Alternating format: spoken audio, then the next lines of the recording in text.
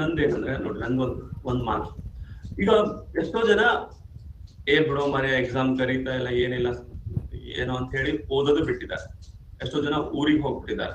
ಎಷ್ಟೋ ಜನ ಈ ಮಳೆಗೆ ಓದಕ್ ಮೂಡು ಬರಲ್ಲ. ಆಮೇಲೆ ಇನ್ನೊಂದು ಹೇಳ್ತಾ ಇದ್ದೇನೆ, ತಪ್ಪು ಇದು ಎಲ್ಲರೂ ಮಾಡೋದು ತಪ್ಪು. ನಾವು ನಮ್ಮ ಹತ್ರ ಏನಿದೆ ಅನ್ನೋದಕ್ಕಿಂತ ಏನಿಲ್ಲ ಅನ್ನೋದ್ರದ್ದು ಕೊರಗು ಜಾಸ್ತಿ ಇರುತ್ತೆ ನಮ್ಮಲ್ಲಿ. ಇನ್ನೊಮ್ಮೆ ಹೇಳ್ತೀನಿ, ನಮ್ಮಲ್ಲಿ ಏನಿದೆ ಅಲ್ಲ ಅದಕ್ಕಿಂತ ಜಾಸ್ತಿ ಏನಿಲ್ಲ ಅದ್ರ ಬಗ್ಗೆ ಕೊರಗಿರುತ್ತೆ.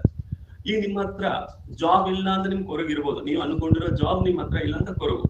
ಅಥವಾ ನೀವು 10 ತಾಸು ಓದಿದ್ರು ಅಯ್ಯೋ ಕಡಿಮೆ ಓದಿದೆ ಅಂತ ಕೊರಗು.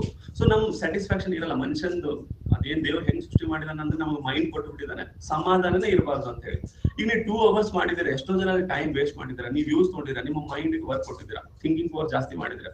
ಸೊ ಈಗ ನೀವು ಖುಷಿ ಪಡಿ, ವಾ ನಾನು ಏನೋ ಈಗ ಕುತ್ಕೊಂಡು ನೀವೇನು ಇವತ್ತಿನ 2 ತಾಸು ನಾನು ಯೂಸ್ ಮಾಡಿದೆ, Ishwar very good very good very good ಅಂತ ನನಗೆ ನಾನು ಸ್ವಲ್ಪ ಮೋಟಿವೇಟ್ ಮಾಡೋಣ. ಹೆಂಗೆ ಏನೋ ಸಾಧನೆ ಮಾಡಿದೆ ಅಂತ ಹೇಳ್ಬೇಕು ನಾನು. ಹೌದಪ್ಪ ನೀ ಏನೋ ಸಾಧನೆ ಮಾಡಿದ್ವಿ, ಒಳ್ಳೆ ಕೆಲಸ ಮಾಡಿದ್ರೆ ವೆರಿ ಗುಡ್. ಸೊ ಈಗ ನಿನ್ನ ಹತ್ರ ಎಷ್ಟಾಗುತ್ತೆ ಅಷ್ಟು ಓದು, 5 ತಾಸು ಓದು, 10 ತಾಸು ಎಷ್ಟಾದ್ರೂ ಓದು, ಬಟ್ ಕೊರಗೋಂಗಿಲ್ಲ. ನೀವು ಈಗ ನೆಕ್ಸ್ಟ್ ನಿಮ್ಗೆ 5 ತಾಸು ಓದೋದಾದ್ರೆ 5 ತಾಸು ಓದಿ, 10 ತಾಸು 10 ಇಷ್ಟೇ ಓದ್ಬೇಕು ಅಂತ ಟೈಮ್ ಟೇಬಲ್ ಹಾಕ್ಬೇಡಿ. ನೀವು ಟೈಮ್ ಟೇಬಲ್ ಹಾಕಿದ್ರೆ ಏನಾದ್ರೂ ಹೆಚ್ಚು ಕಡಿಮೆ ನಿಮ್ಗೆ ಅವತ್ತಿನ ದಿನ ಓದಕ್ ಆಗ್ಲಿಲ್ಲ ಅಂದ್ರೆ ಫುಲ್ ಡೇ ನೀವೇನಂದ್ರೆ ಒಂಥರ ಬೇಜಾರಲ್ಲಿ ಇರ್ತೀರಾ. ಆ ಬೇಜಾರು ನೆಕ್ಸ್ಟ್ ಡೇಗೆ ಕ್ಯಾರಿ ಆಗುತ್ತೆ, ಮತ್ತೆ ನೆಕ್ಸ್ಟ್ ಡೇ ಕ್ಯಾರಿ ಆಗುತ್ತೆ. ಹಂಗ್ ಮಾಡುವಾಗ ಓಕೆ, ಟೈಮ್ ಟೇಬಲ್ ಏನು ಹಾಕ್ಬೇಡಿ. ಇದು ನೆಕ್ಸ್ಟ್ ನಿಮ್ಗೆ ಇಂಟ್ರೆಸ್ಟ್ ಇಂದ ಯಾವ್ದಾರು ಓದ್ರಿ. ನಾನ್ ನಿಮ್ಗೆ ರಿಕ್ವೆಸ್ಟ್ ಏನ್ ಮಾಡೋದು ಅಂದ್ರೆ, ಈಗ 7 to 9 ನೀವು ಓದಿದ್ರ, 7 to 9 ನೀವು ಸ್ವಲ್ಪ ಮೈಂಡ್ ಥಿಂಕಿಂಗ್ ಪವರ್ ಕೊಟ್ರಿ, ಮೆಂಟಲಿಟಿನೂ ಕವರ್ ಆಯ್ತು. ಈಗ 1 hour ಗ್ಯಾಪ್ ತಗೊಂಡು ಮತ್ತೆ ನೀವೇನ್ ಮಾಡಿ 10 ರಿಂದ 1 ಎಲ್ಲಾ question paper, PC, PSI, FDA, SDA, KS, IS, ನೀವು ಇಷ್ಟನ್ನ ನೀವೇನಾದ್ರು ಕ್ವಶನ್ ಪೇಪರ್ ಸಾಲ್ವ್ ಮಾಡಿದ್ರೆ ನಿಮ್ಗೊಂಡ್ರೆ ಸಾಕು, ಬೇರೆ ನೆಗೆಟಿವ್ ಯೋಚನೆ ಬರುತ್ತೆ. ಅಂತದ್ರಲ್ಲಿ ನೀವು ಬೆಳಗ್ಗೆ 2 ತಾಸನ್ನ ಯೂಸ್ ಮಾಡ್ಕೊಂಡಿದ್ದೀರಾ, 2 hours ಯೂಸ್ ಮಾಡಿದ್ದೀರಾ. ಇದು ನೆಕ್ಸ್ಟ್ ನೀವು ಓದಿಲ್ಲ ಅಂದ್ರೂ ನಡೆಯುತ್ತೆ, ಆದ್ರೆ ನೀವು ಓದಿದ್ರೆ ಇನ್ನೂ ಬೆಸ್ಟ್. 2 hours ನೀವು ಸಾಧನೆ ಮಾಡಿದ್ದೀರಾ. ಈಗ ನಿಮ್ಗೆ ಮೆಂಟಲಿಟಿ ಬಂದ್ರೆ ಜೆಂಟಲ್ ಮ್ಯಾನ್, ಇಲ್ಲಾಂದ್ರೆ ಮೆಂಟಲ್ ಮ್ಯಾನ್. ನಿಮ್ಮ ದಿನಚರಿ ಹೇಳಿ. ನಮ್ದೇನ್ರಿ ಮಾಸ್ತರ್ಗಳ ದಿನಚರಿ ಏನು, ಬರೀ ಪಾಠ ಮಾಡೋದಷ್ಟೇ. ಶೋಭಾ ಅವರೇ, ಬೇಸಿಕ್ ಹೇಳುವಾಗ ತಾವು ಎಲ್ಲಿದ್ದರಿ ನೋಡಿ. ಫಸ್ಟ್ ನಾನೇನ್ ಹೇಳಿದೆ, ಇಲ್ಲಿ ಒಂದು ಕ್ವಶನ್ಗೆ ಎಕ್ಸಾಮ್ ಅಲ್ಲಿ 2 ನಿಮಿಷ ಕೊಡ್ತಾರ? ಒಂದು ಕ್ವಶನ್ಗೆ 2 ನಿಮಿಷ ಕೊಡ್ತಾರ ಹೇಳಿ? ಎಕ್ಸಾಮ್ ಅಲ್ಲಿ ಒಂದು ಕ್ವಶನ್ಗೆ 2 ನಿಮಿಷ ಯಾವುದೇ ಎಕ್ಸಾಮ್ ಅಲ್ಲಿ ಕೊಡ್ತಾರ? ಕೊಡಲ್ಲ. ಸೊ ನಿಮ್ಗೆ ಡೈ ಸೀರೀಸ್ ಅಂತ ಹೇಳಿ ಒಂದಿದೆ ನೋಡಿ, ಇವೆಲ್ಲ ಸಿಗ್ತಾವ್ ನಿಮ್ಗೆ. ಇಷ್ಟು ಕ್ವಶನ್ ಪೇಪರ್ ಸಾಲ್ವ್ ಮಾಡ್ಬೇಕು. ಒಂದು ಕ್ವಶನ್ ಪೇಪರ್ ಓದಿದ್ರೆ 4 ಆಪ್ಷನ್ ಕೊಟ್ಟಿರ್ತಾನೆ. ಅದು ಒಂದು ಕ್ವಶನ್ ಪೇಪರ್ ಓದಿದ್ರೆ 4 ಆಪ್ಷನ್ ಕೊಟ್ಟಿರ್ತಾನೆ. ಆ 4 ಆಪ್ಷನ್ ಏನಂತಾನೂ ನೀವು ಥಿಂಕ್ ಮಾಡ್ಬೇಕು, ಆ 4 ಆಪ್ಷನ್ ಏನ್ ಹೇಳುತ್ತೆ ಅಂತ. ಸೊ ಇಷ್ಟು ಕ್ವಶನ್ ಪೇಪರ್ ಸಾಲ್ವ್ ಮಾಡಿದ್ರಿ, ನಿಮ್ಗೇನು ಕರೆಂಟ್ ಅಫೇರ್ಸ್ ಒಂದು ಚೇಂಜ್ ಆಗುತ್ತೆ, ಮೆಂಟಲಿಟಿ ಒಂದು ಚೇಂಜ್ ಆಗುತ್ತೆ, ಉಳಿದವು ಏನು ಆಲ್ಮೋಸ್ಟ್ ಹಂಗೆ ಇರ್ತವೆ. ಓಕೆ, 10 ರಿಂದ 1 ಕ್ವಶನ್ ಪೇಪರ್ ಸಾಲ್ವ್ ಮಾಡಿ ಅಂದ್ರೆ ನಿಮ್ 2 hours ಇಲ್ಲಿ, 3 hours ಇಲ್ಲಿ, 5 hour ನೀವು ಮೈಂಡಿಗೆ ಥಿಂಕಿಂಗ್ ಕೊಟ್ರಿ.